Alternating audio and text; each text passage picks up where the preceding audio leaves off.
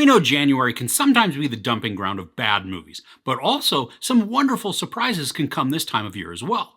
Brazen is a new mystery on Netflix, based on the prolific mystery writer Nora Roberts' novels. So who's up for some intrigue?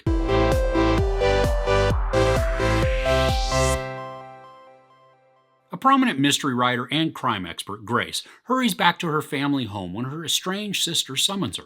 When her sister is killed and her double life as a webcam performer is revealed, Grace ignores the warnings of a cool-headed detective and gets involved in the case. This stars Alyssa Milano as Grace, a mystery writer who works to solve her sister's murder. That's the premise of the whole thing. I was going to try and be all coy about how good this movie possibly is, but really, it's just terrible. But why, you may ask? So we have a premise of this woman who's living a double life. One as a teacher and then the other as a cam girl.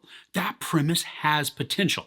Double lives mean intrigue, secrets, and deception. Then when you combine that with murder and several potential suspects, the intrigue can create good suspense and possibly misdirection. Now here, the killer is obvious from about 12 minutes in, when we first see them. I went throughout the rest of the movie hoping that it couldn't have been that blatant. But sure enough, it was. The look of the production feels very Hallmarky, which I don't always consider a negative. But because this involves a cam girl, the content alone ventures towards the edgy. But the film doesn't take advantage of that, even with just a grittier film grain or darker tones. Now, I don't need to see the cam girls performing sex acts to be edgy, but every scene we get in this movie is sanitized, like it was the edited for TV version of a late night movie. And it's incredibly bright, giving off this lighthearted feeling. The acting is uncomfortably stiff, and the dialogue is unintentionally, hilariously unnatural. There were more than a few times where we rewound a scene because the line delivery was so out of place and we just wanted to laugh at it again. Some of the time it's like the director said action, and the actor wasn't necessarily ready or was just a bit too anxious and then just blurted out their lines. Some of the characters are brooding in an attempt to be mysterious, but the dialogue has other characters then crowding them, which creates something that is not mysterious or suspenseful. The story also attempts to introduce a romantic angle that ends up being way too forced and unbelievable. And I don't want a sweeping romance here, but what we get are awkward exchanges that just add unnecessary time to a movie that's entirely way too long already. And this is 96 minutes, and it feels like it goes on for 126 minutes. And it's weird because the pace actually feels way too fast. The mystery doesn't breathe or sit with an idea that could cause doubt or suspicion. Instead, it resolves an issue in the very next scene. Now, the story tries to cast suspicion on at least 5 different suspects, but most are dismissed or forgotten about almost as quickly as the focus is placed on them. Why would you do that in a supposed mystery? For a mystery to really work, we need to have the doubt that's instilled that just play out through many of the sequences, allowing us to try and work out the different scenarios. Something extremely laughable in this is the way that Alyssa Milano's character Grace is able to insert herself into the murder investigation.